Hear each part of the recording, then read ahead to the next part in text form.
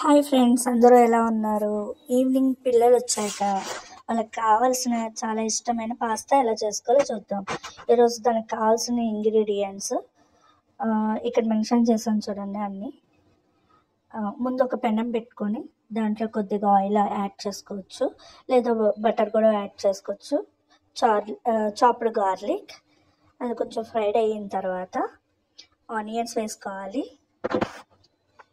తర్వాత capsicum, sweet corn, ఇంకా కావాలంటే మీరు క్యారెట్ కూడా యాడ్ చేసుకోవచ్చు.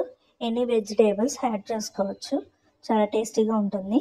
అవి కొంచెం బాగా మిక్స్ చేసిన తర్వాత కొంచెం అల్లం వెల్లుల్లి పేస్ట్ టేస్ట్కి, అది కూడా పచ్చివాసన పోయేదాకా కొంచెం వేపుకొని, తర్వాత 2 స్పూన్స్ మైదా, పాస్తాకి కావాల్సిన చీజ్డ్ టేస్టీ పాస్తా పౌడర్, అది కూడా మిక్స్ అయిన తర్వాత కొంచెం లైట్గా పెప్పర్ యాడ్ చేసుకోవాలి.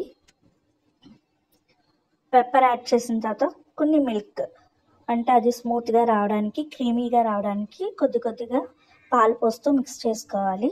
ఆ తర్వాత కొన్ని వాటర్ యాడ్ చేసుకోవాలి, అప్పుడు అది కొంచెం క్రీమీగా అవుతుంది.